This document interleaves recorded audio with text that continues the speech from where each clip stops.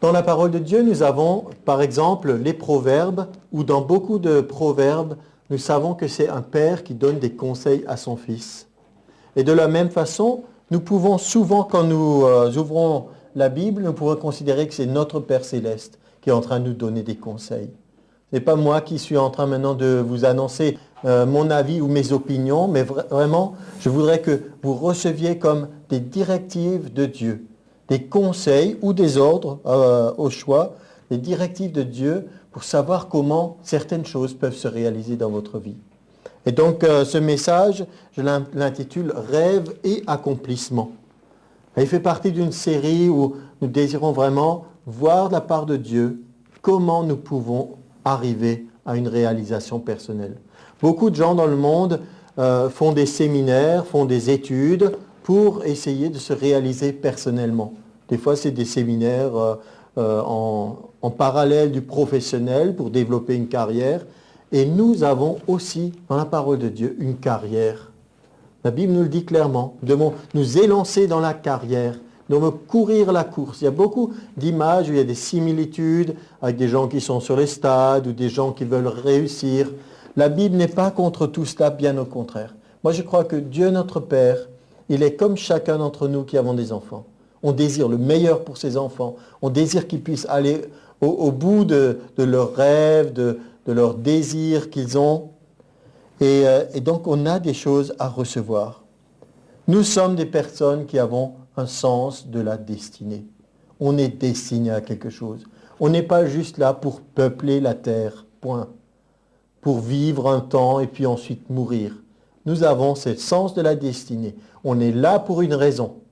On est là pour vivre en communion avec Dieu, pour étendre son royaume, son influence, parler de lui. Montrer aux gens qu'est-ce que ça peut être d'être en communion avec le Créateur de l'univers. C'est pas rien du tout, hein. Et donc, réaliser ça veut dire que tout à coup, on se voit important à cause du regard que Dieu porte sur nous. Mais c'est la réalité. Et moi, j'aime, ceux qui me connaissent un petit peu, ont déjà souvent entendu par ma bouche, j'aime ce verset de Éphésiens 3,20, où il est dit « Or, à celui,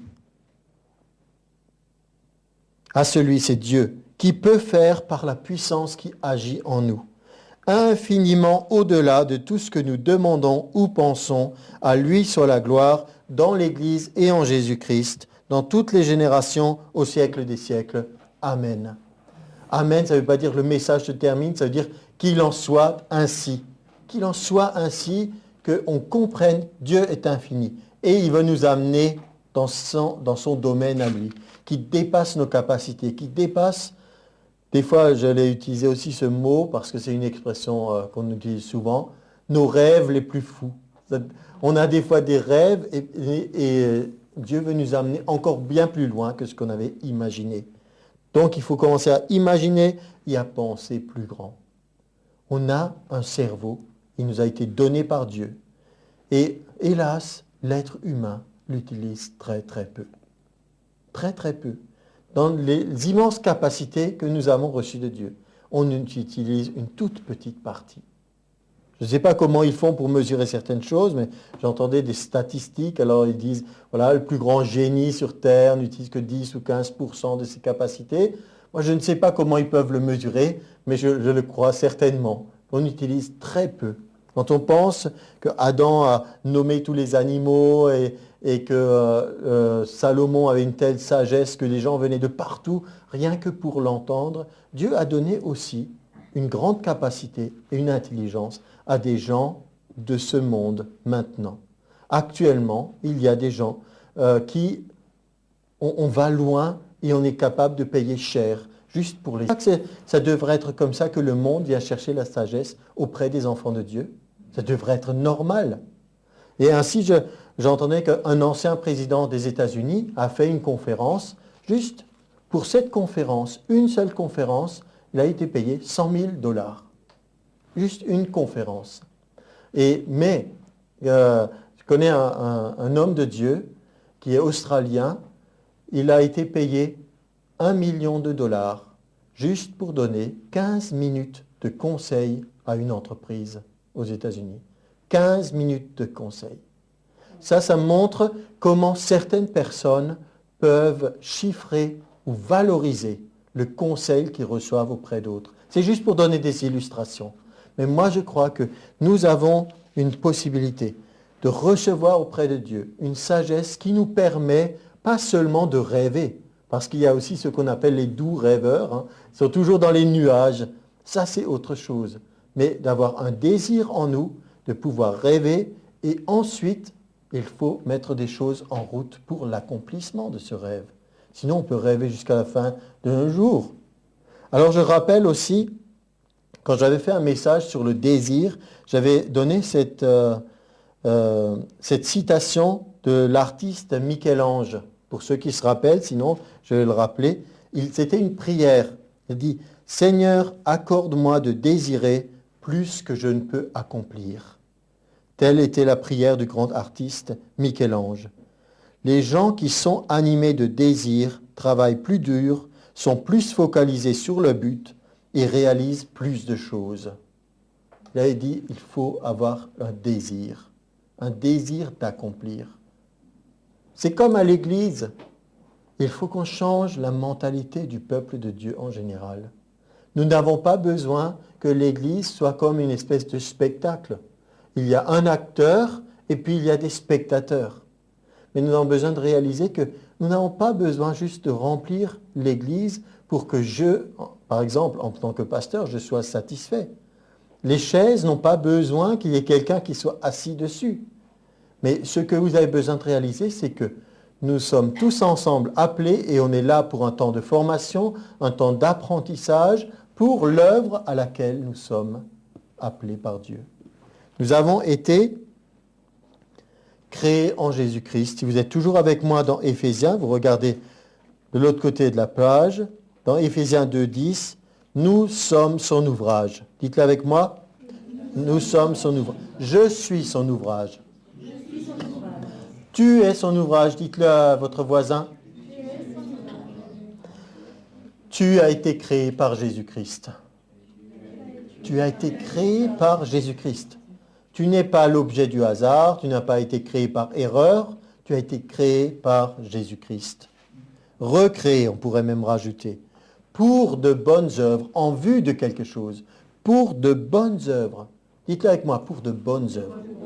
Pas pour n'importe quoi.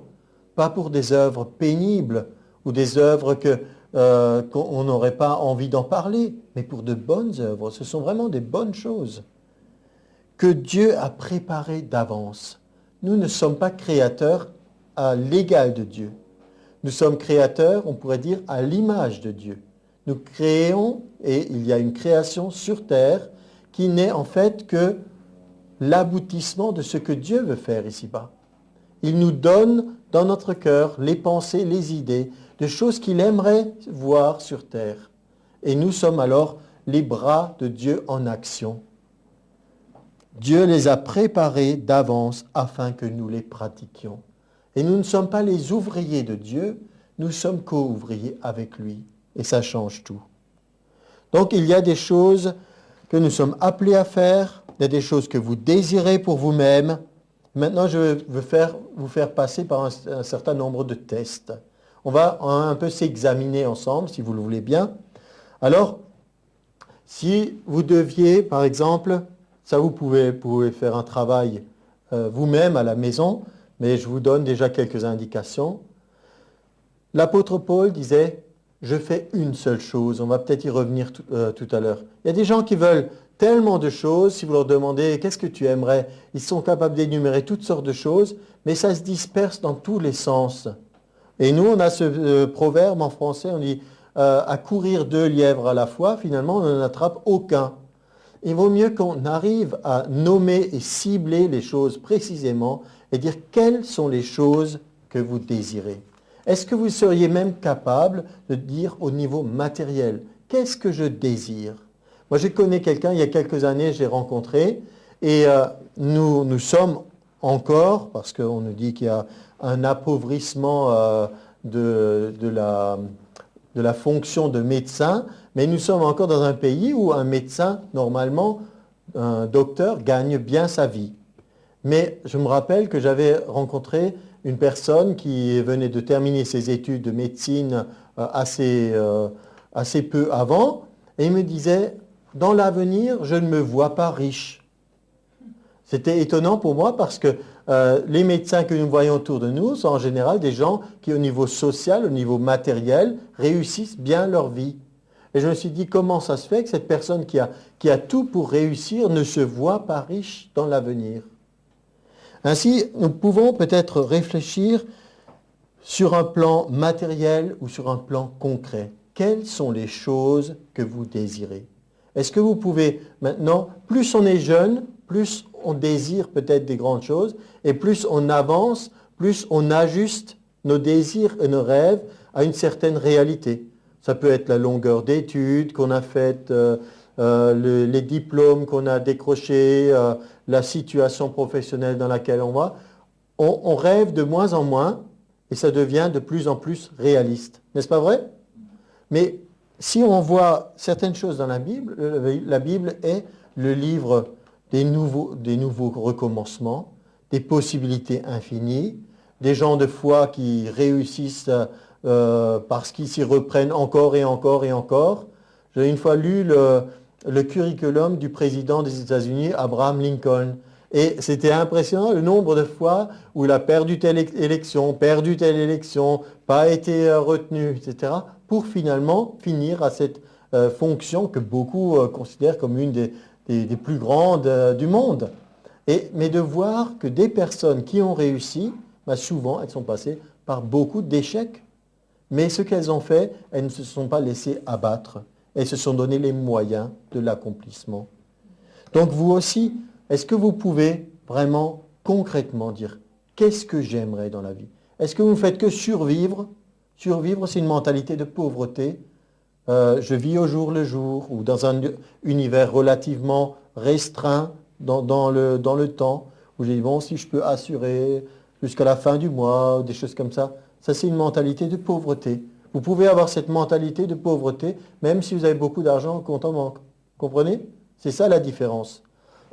Et vous pouvez être riche de vos rêves, de vos projets, etc., même si vous avez peu de moyens. C'est ça qui est important. Mais Jésus a dit clairement, il a dit, la vie d'un homme ne dépend pas de ce qu'il possède, mais la vie d'un homme dépend de ce qu'il y a en lui.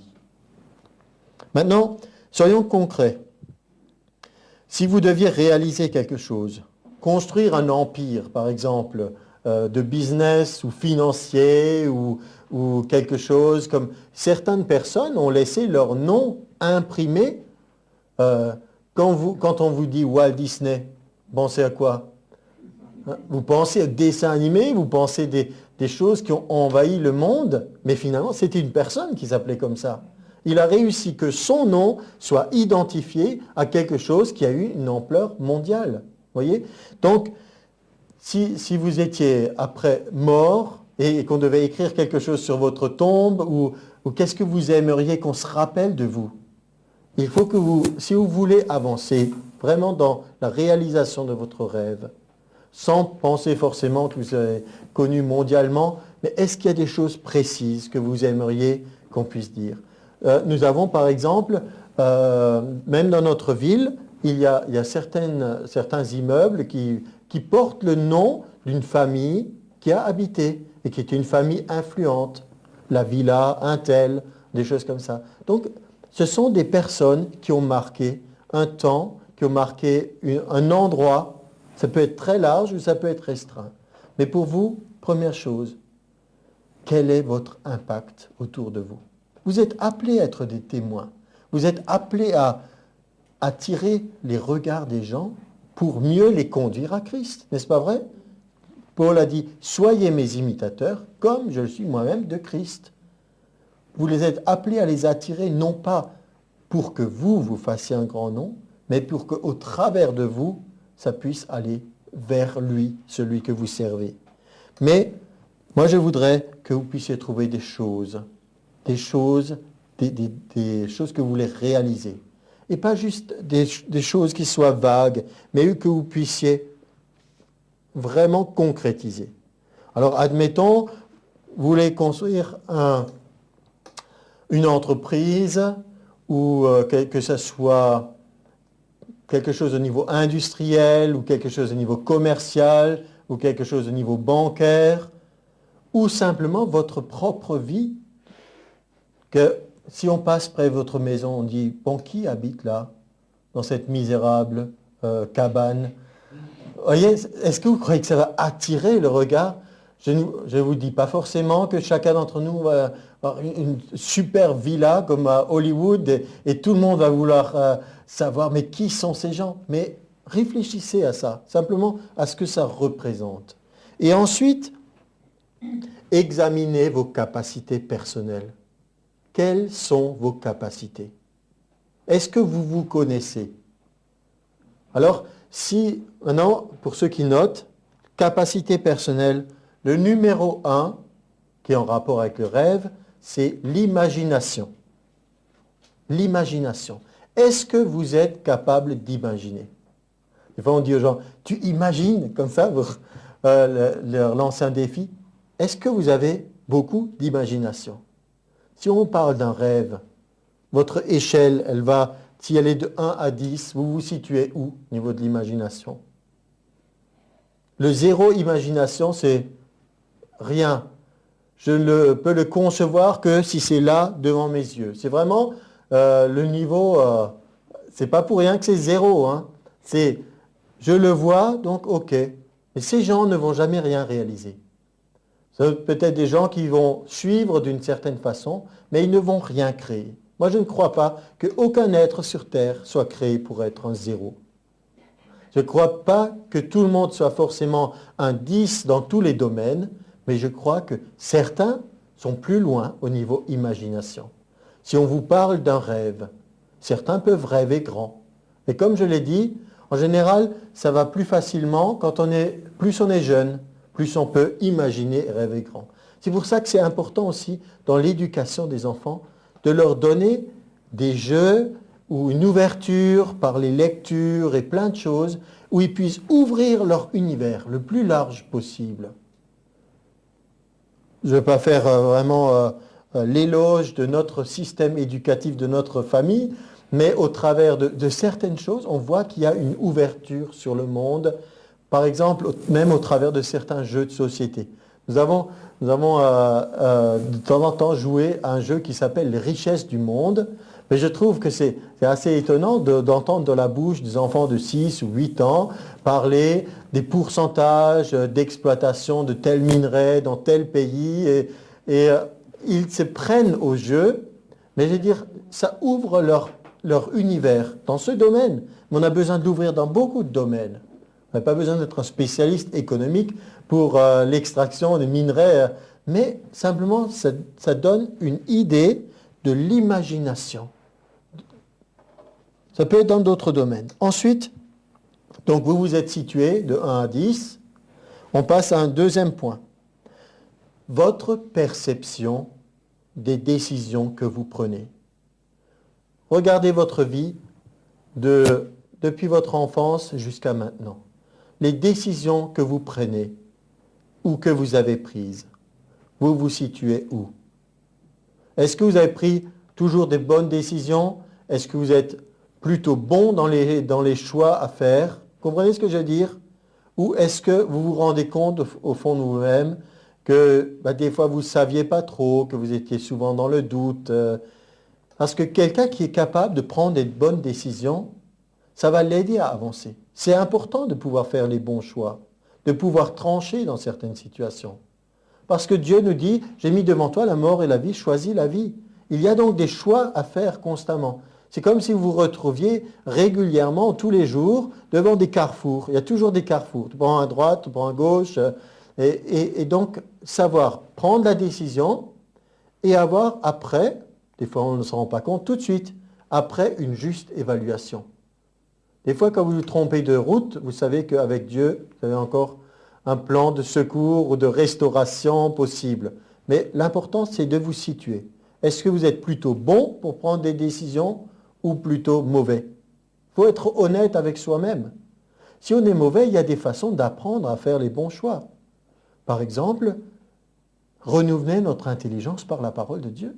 qui nous permet, comme dit la Bible dans Hébreux 4, d'avoir la parole de Dieu qui est comme tranchante, comme une épée à double tranchant pour partager âme et esprit.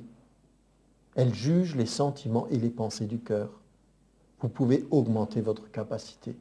Mais vous avez besoin, si vous voulez réaliser un rêve, vous avez besoin de voir jusqu'où est-ce que je peux imaginer. Jusqu'où est ma capacité, ma perception de faire de bons choix. Troisième point, ça c'est pour faire notre petit bilan de nos capacités personnelles. Troisième point, les pressions. Est-ce que vous êtes capable de faire face à des pressions? Qu'est-ce que vous devenez quand quelqu'un vient vous faire une douche froide, quand vous étiez tout bouillant pour votre projet ou votre rêve, et que vous avez gonflé le ballon et quelqu'un vient avec une petite aiguille pour essayer de vous voler votre beau rêve? Est-ce que vous êtes capable de tenir bon? On trouverait dans chaque... Ce serait un peu long, mais nous avons plein de possibilités dans la Bible de voir des exemples. Par exemple, Joseph, il avait une imagination au travers des rêves que Dieu lui a donnés. Et il a pris une mauvaise décision, celle de partager son rêve. Il a dû faire face à la pression de ses frères. Mais qu'est-ce qui te prend? Tu crois que tu vas dominer sur nous? Etc. Comment a-t-il réagi? A-t-il dit, oh, bon, ok, j'ai exagéré, je laisse tomber. Il faut savoir tenir bon face à des pressions. Vous n'aurez pas toujours des personnes à côté de vous et vont dire, c'est bien, continue, on t'encourage. C'est sûr que dans l'Église, on devrait avoir plus ce genre de réflexe. Mais même dans l'Église, des fois, vous recevez une révélation, une vision de Dieu. Tout le monde n'est pas sur le même plan spirituel. Moi, je suis peut-être plus fort pour entendre de Dieu dans un domaine, et un autre entendra de Dieu pour lui-même dans un autre domaine. Et peut-être je ne comprendrai que par la suite qu'il a vraiment été conduit par Dieu. Alors des fois, je fais mieux de me taire et de ne pas essayer de lui voler son rêve ou de me dépêcher d'éteindre l'incendie qui est le feu de Dieu qui couvre en lui. Donc, il faut apprendre, est-ce que vous savez faire face aux pressions?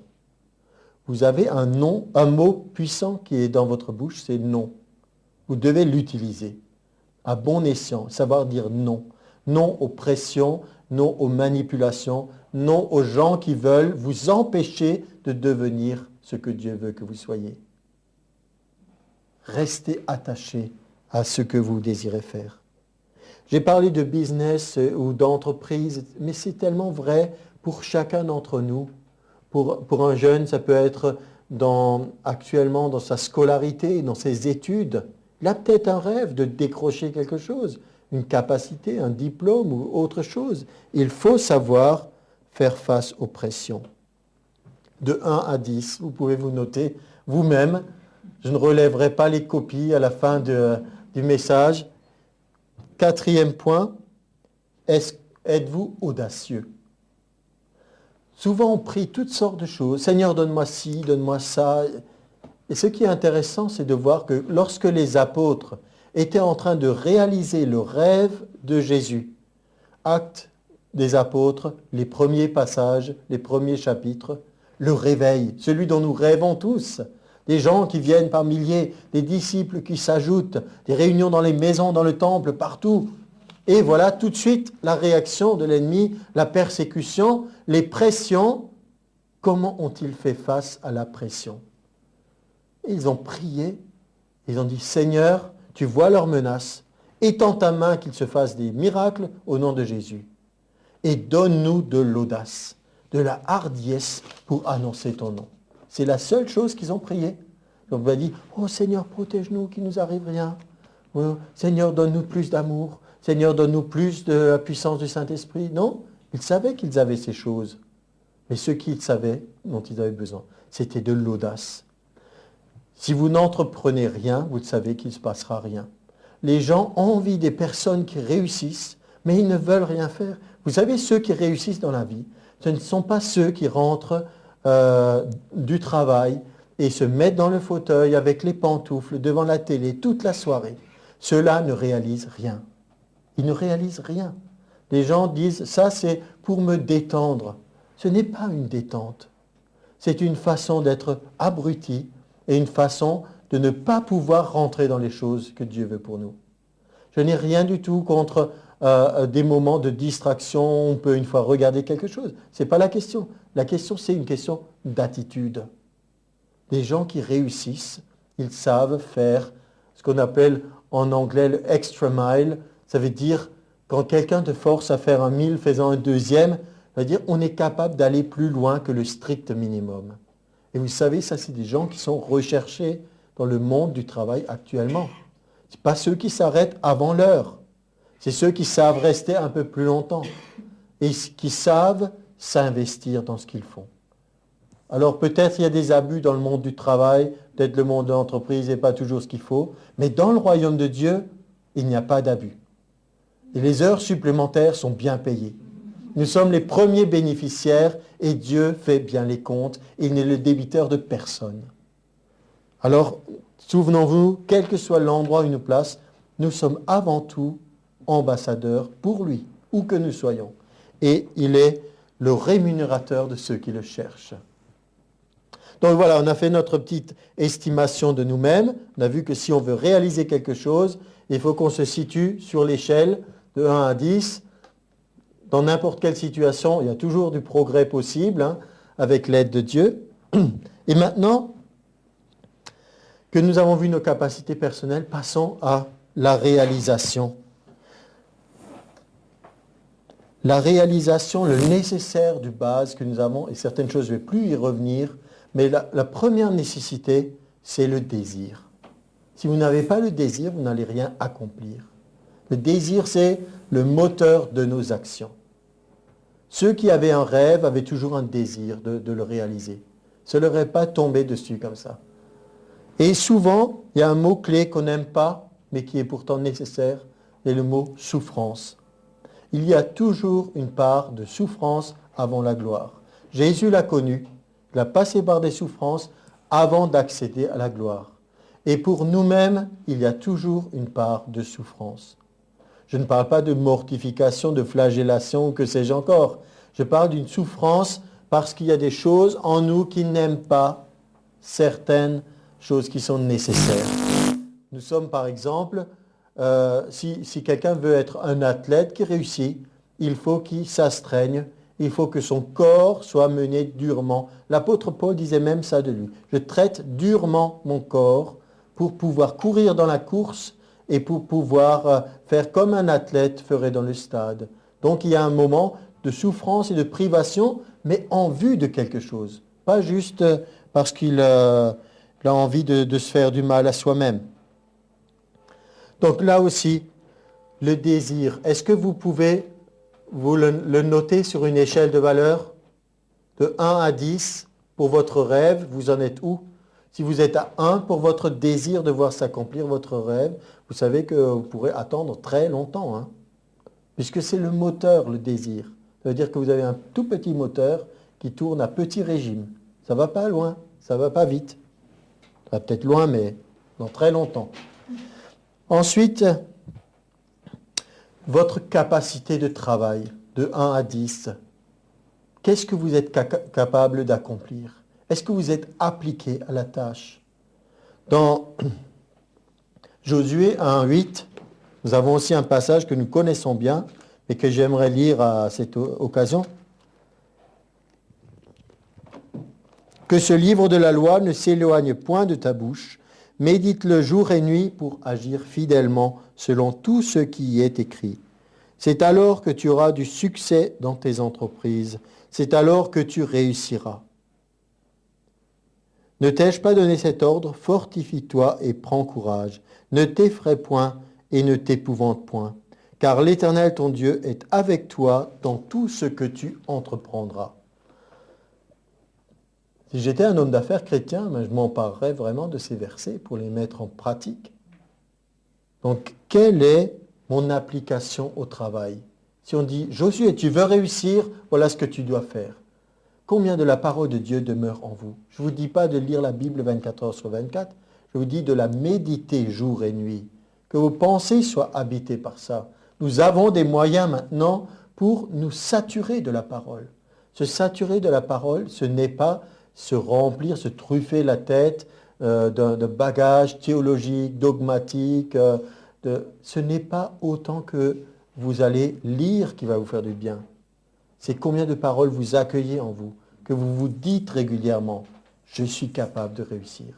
Dieu m'a donné de l'intelligence, il m'a donné des talents, il m'a donné des dons, je les développe, je les mets au service de Dieu.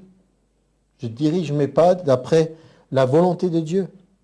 Donc, votre application au travail, de 1 jusqu'à 10. Ensuite, examinez-vous par rapport à un statu quo. Un statu quo, terme latin, ça veut dire qu'on en reste dans l'état où on est. Il n'y a rien qui bouge. Si vous faites exactement ce que vous êtes en train de faire et que vous ne changez rien, quelle chance avez-vous de voir votre rêve se réaliser? Voyez, si vous êtes en train d'agir en vue de faire la réalisation du rêve, vous pourriez dire, ben voilà, je suis en plein dans la course, je suis dans la direction, je suis en route vers l'accomplissement. Mais si au fond de vous, vous vous rendez compte, mais j'en suis à un statu quo, c'est-à-dire si je ne change rien à mes habitudes, ce rêve ne se réalisera jamais. Dans ce cas, il faut que vous vous réveilliez et dire, mais oui, j'aimerais que quelque chose se réalise, mais je ne fais pas ce qui est nécessaire pour qu'il puisse se réaliser. Je ne dois donc pas me bercer d'illusions et me dire, un jour ça va marcher. Ce serait que, là, une douce rêverie, en disant, un jour ça va marcher. Comme on pourrait dire, bon, demain il fera beau, mais on l'espère, on n'en sait rien. Donc, encore évaluation. Et le dernier point de ce nécessaire de base pour démarrer à l'accomplissement de votre rêve, c'est votre capacité d'absorber de nouvelles connaissances. Il est dit, mon peuple périt par manque de connaissances. On a la mort qui s'installe, la mort qui fait son travail plus que la vie de Dieu, parce que nous manquons de certaines connaissances. Et c'est vrai dans le domaine spirituel, mais c'est aussi vrai dans le domaine naturel. On sait que la pauvreté est en grande partie le résultat de quoi? Le manque d'éducation. Les gens qui ne savent ni lire ni écrire n'accèdent pas à certaines fonctions, n'accèdent pas à une certaine liberté dans le travail, dans les découvertes, dans les réalisations. Et donc, si on pouvait, et ça, des fois c'est trop tard déjà, quand on a passé nos études et nos années, ah si seulement j'avais peut-être plus travaillé à ce moment-là dans telle ou telle matière ou telle année, on a des regrets. Mais il n'est pas, premièrement, trop tard pour influencer des gens autour de nous. On a des jeunes, on dit, vas-y, apprends. C'est une période à part. Tu n'as pas besoin d'exercer une activité professionnelle. Tu peux te donner tout entier aux études. Celui qui a compris ça, il dit, maintenant, je veux apprendre. Mais vous savez, il y a des gens qui, des fois, donnent des témoignages de gens qui étaient illettrés ou qui n'avaient rien comme aptitude au départ, mais qui sont devenus des autodidactes. Ils ont appris, ils ont dévoré des livres, ils ont lu, ils ont expérimenté, et ensuite, ils ont pu changer leur destinée. Mais nous avons tous une possibilité d'apprendre. Mais vous savez aussi où vous en êtes. Quelle est votre capacité d'absorption? Peut-être votre capacité est faible, mais qu'est-ce qui vous empêche de dire, Seigneur, augmente ma capacité? Peut-être c'est parce que, si vous me permettez l'expression, notre cerveau est des fois un peu rouillé. On a besoin, mais des fois on a besoin de se rafraîchir un peu. Moi, j'ai toujours bien aimé jouer aux échecs. J'ai appris quand j'avais à peu près 10 ans. Mais il m'arrive que, par manque de temps ou parce qu'on fait beaucoup d'autres choses, pendant plusieurs semaines ou plusieurs mois, je ne joue pas. Et la première ou deuxième partie est nouveau difficile. Il faut de nouveau faire travailler un peu tous ces mécanismes. Mais pour vous, ça peut être autre chose. Ça n'a pas besoin d'être un jeu forcément de logique. Certains c'est au niveau de la logique, d'autres c'est au niveau d'autres domaines. Mais vous pouvez augmenter votre capacité d'absorption. Vous le croyez ça? L'apôtre Paul écrivait à son enfant spirituel, à Timothée. C'est un verset que j'ai souvent cru et déclaré. Dans 2 Timothée 2, 7, il dit « Comprends ce que je dis, car le Seigneur te donnera de l'intelligence en toutes choses. » Il croyait que Dieu était la source de l'intelligence et qu'il pouvait aider Timothée à progresser. Et moi, si j'étais maintenant un étudiant au niveau scolaire, je dirais « Oui, je veux m'en emparer de ça, que Dieu m'aide dans mon travail scolaire, dans mes études. » Mais nous, qui avons peut-être déjà notre situation professionnelle ou familiale établie, on a beaucoup de domaines dans lesquels on peut progresser. Maintenant, pour la réalisation de ce rêve, on va voir, on a vu 2 séries déjà, les capacités personnelles, imagination, la perception des décisions, réaction par rapport aux pressions, savoir si on est audacieux, ça c'était les capacités personnelles. Ensuite, le nécessaire de la base pour la mise en route, on a vu le désir, l'application au travail. Que faire si rien ne change? Qu'est-ce que ça va produire pour l'accomplissement du rêve? Et la capacité d'absorber des connaissances. Donc on a vu ces 2 fois 4 séries. Maintenant, j'aimerais qu'on puisse voir la mise en route. Si vous avez un rêve et que vous désirez le mettre en route, qu'est-ce que vous avez à votre disposition actuellement? Admettons, votre rêve, c'est acheter un château. D'accord? Vous avez toujours rêvé de ça. Vous voulez acheter un château. Est-ce que vous avez mis de l'argent de côté pour votre rêve? Vous savez, un château, ça coûte quand même relativement cher. Et même si on disait, bon, ok, je vous paye le château. Vous savez qu'après, il faudrait entretenir le château. Vous ne pouvez pas dire, chouette, j'ai un château maintenant. Peut-être même vous devriez payer l'impôt sur la fortune. Hein. Et donc, mais c'est un problème réel. Donc, qu'est-ce que vous avez actuellement à votre disposition pour l'accomplissement de votre rêve? Je m'explique. Si vous voulez acheter un château et que vous avez 0 € de côté pour cet achat, combien vous en aurez demain? 0 aussi. Après-demain, peut-être 0 aussi. Qu'est-ce qui fait que ce rêve peut se développer? Pour une église, ça peut être dans le sens de on veut un bâtiment à nous. On veut construire un bâtiment. Un temple, une chapelle, appelez-le comme vous voulez, une salle. Et on dit, bon, on fait un fonds pour le bâtiment. Combien on a en fonds pour le bâtiment par rapport à un projet qu'on aurait chiffré? Combien de pourcentage? Et dans combien de temps faudra-t-il pour que cette chose puisse se réaliser si on continue dans le sens de ce qu'on est en train de faire? Peut-être il nous faudra 300 ans pour construire l'Église. Vous voyez, des fois, nous devons mettre aussi notre cerveau, puisqu'on veut servir le Seigneur de tout notre être, tout notre cœur. Le cerveau, l'intelligence a été donné par Dieu pour qu'on puisse s'en servir. Et on se rendra compte que les gens, en fait, espèrent un miracle, mais que ce genre de miracle relève plutôt du tour de magie ou du gain au loto dont les gens rêvent autour de nous. On dit, tout à coup, quelque chose se produira. Alors j'ai dit, on se prive du spectaculaire, du miraculeux, parce qu'on ne sait pas voir le miraculeux de ce que Dieu peut faire tous les jours. Si vous voulez réaliser un rêve, c'est peut-être une bonne chose de commencer à mettre de côté pour ce rêve.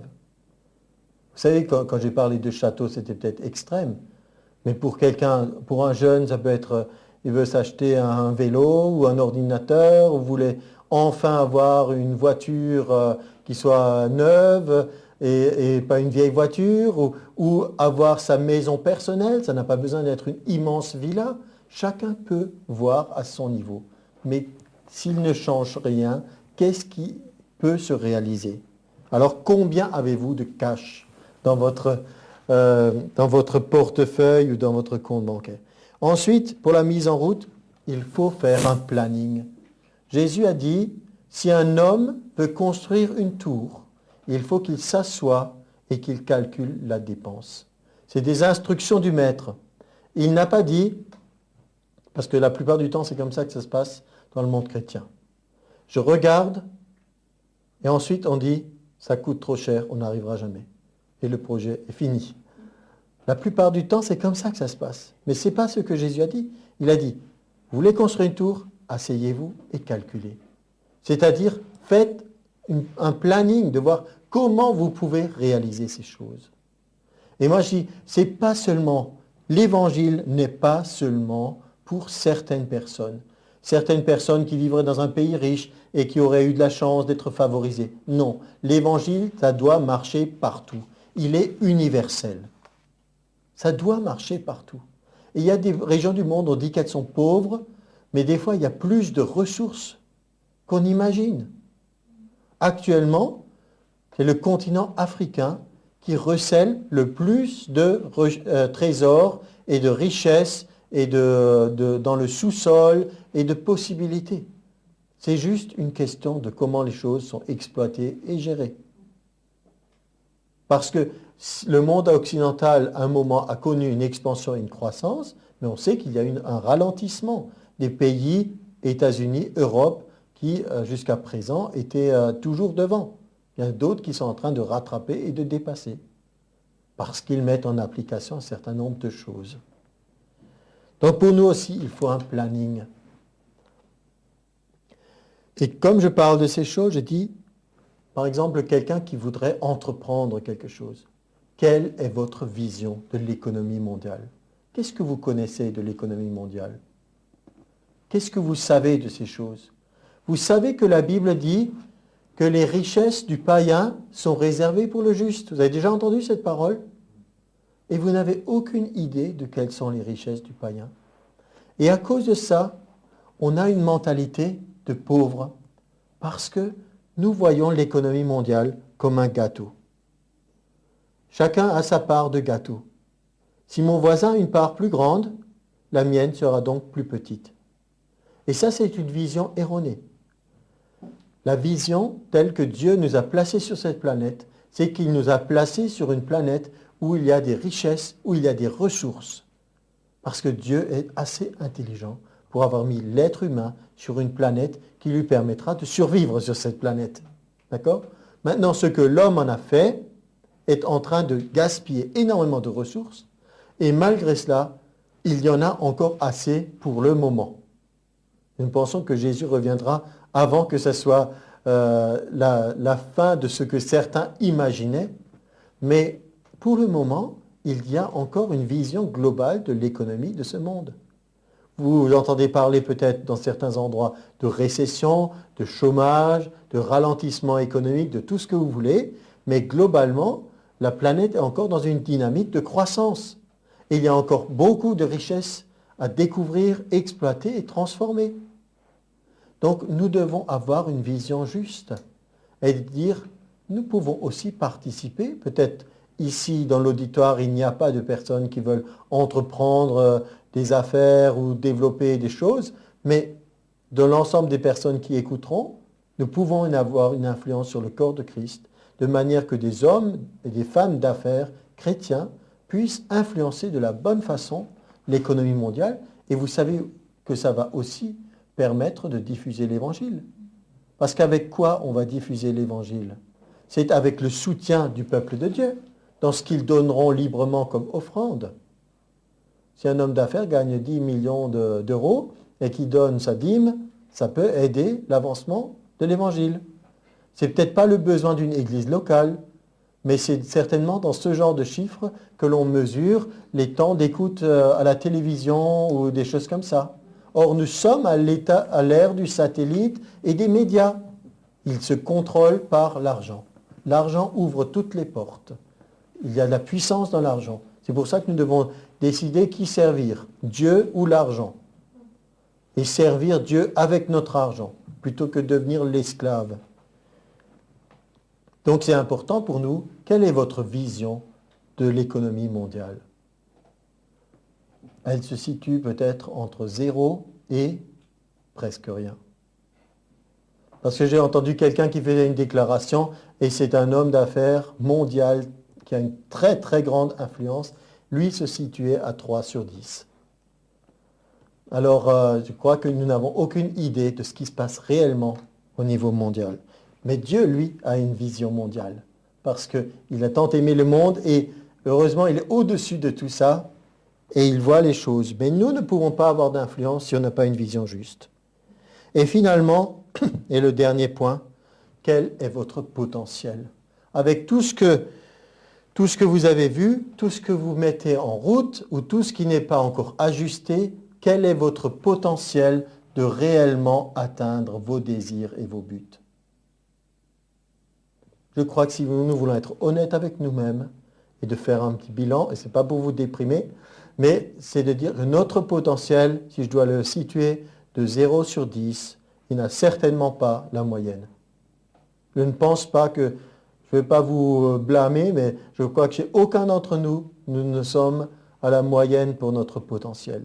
Notre potentiel est plus proche du 0, disons du 1, pour être gentil, que du 10.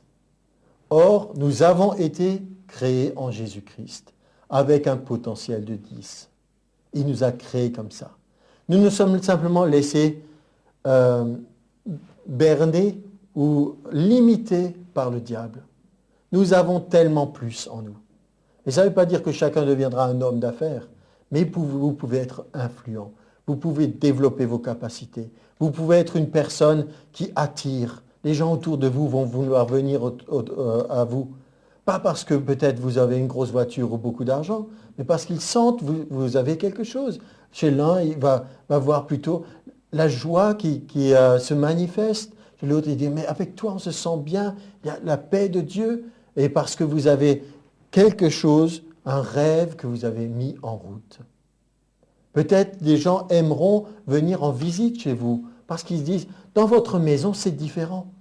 On sent quelque chose qui fait qu'on est bien chez vous. Il y a la paix de Dieu, la présence de Dieu qui se manifeste. Donc votre potentiel, développez-le. Développez-le. Et vous savez que ce n'est pas par vos efforts charnels que vous allez le faire. Vous allez laisser l'Esprit de Dieu agir en vous. Et ça, c'est quelque chose quand même qui est merveilleux. Nous avons eu la visite du pasteur John Madan et j'ai retenu aussi sa phrase. Il disait, « Ne cherchez pas des raisons pour échouer. Cherchez des moyens pour réussir. » Et des raisons, en fait, il disait des excuses pour échouer. Des fois, on a raté quelque chose, on a échoué ici ou là. Et puis, on cherche des excuses, on cherche à expliquer pourquoi. Ça ne m'intéresse pas de passer ma vie à tourner mon regard vers ce qui est derrière moi et qui n'a pas été. Ça ne m'intéresse pas. Je ne veux pas rester collé dans mon passé.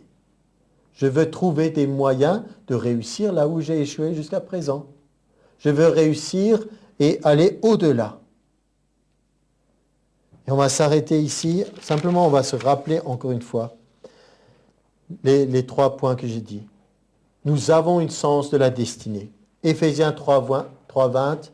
Dieu peut par la puissance qui agit en moi, dites-le avec moi, Dieu peut par la puissance qui agit en moi faire infiniment au-delà de tout ce que je pense ou tout ce que je peux imaginer. J'ai un potentiel parce que je suis créé en Jésus-Christ. Et je vous avais dit qu'on en parlerait, alors je veux juste vous citer encore l'apôtre Paul dans Philippiens. Il disait, et ça va exactement dans le même sens, dans Philippiens 3:10, « Ainsi je connaîtrai Christ. » Cherchez à connaître Christ. Absorber des connaissances, c'est comme si vous étiez une éponge. Vous êtes sec et vous voulez que l'eau de la parole, Jésus lui-même, la parole vivante, vienne vous étancher votre soif et que par cette connaissance de Christ, ainsi je connaîtrai Christ et la puissance de sa résurrection et la communion de ses souffrances. Vous avez vu, le mot souffrance est présent nouveau. Je suis en communion avec ses souffrances. Je réalise ce qu'il a fait. Il a souffert, il a abandonné certaines choses en vue de gagner des meilleures. en devenant conforme avec lui dans sa mort, c'est-à-dire le don de soi, pour parvenir, si je le puis, à la résurrection des morts. La vie de résurrection, c'est celle qui nous attend. Ce n'est pas que j'ai déjà remporté le prix. L'apôtre Paul écrivait ça à la fin de sa vie. Il trouvait qu'il n'avait pas encore atteint son but. Beaucoup d'entre nous, on serait contents si on avait fait 1/10 ou 1/100 de ce qu'il a accompli au moment où il a écrit ça. Mais il dit, je n'ai pas encore atteint. Mais je cours pour tâcher de le saisir. Il n'a pas ralenti sa course à la fin. Il a gardé encore le second souffle. Je cours pour tâcher de le saisir puisque moi aussi j'ai été saisi par Jésus-Christ. Saisi, c'est comme si, on pourrait imaginer, Jésus l'attrape par la main et le tire à lui. Et nous, on doit ne pas lâcher cette main. On doit se laisser emporter et saisir. Frère, je ne pense pas l'avoir saisi, mais je fais une chose. Ça veut dire, moi, je n'ai pas encore totalement tout compris. J'essaye, mais heureusement, lui me saisit dans certaines situations. Je fais une chose, oubliant ce qui est en arrière. Le meilleur conseil, oubliant ce qui est en arrière et me portant vers ce qui est en avant. Je cours vers le but pour remporter le prix de la vocation céleste de Dieu en Jésus-Christ. Je cours vers le but et je veux remporter le prix. Le prix, il y a double prix. Il y a celui pour l'éternité, on dit c'est bien, entre dans la joie de ton maître. Et il y a le prix maintenant. Et le prix, il est détaillé un peu plus loin. Il dit, nous qui sommes citoyens des cieux, verset 20, d'où nous attendons aussi comme sauveur le Seigneur Jésus-Christ, qui transformera le corps de notre humiliation en le rendant semblable au corps de sa gloire, par le pouvoir qu'il a de s'assujettir toutes choses. C'est-à-dire que nous commençons à voir le miracle de Dieu sur notre vie. Et nous commençons à être ces personnes qui sont différentes. Et que Jésus paraisse au travers de nous. Amen.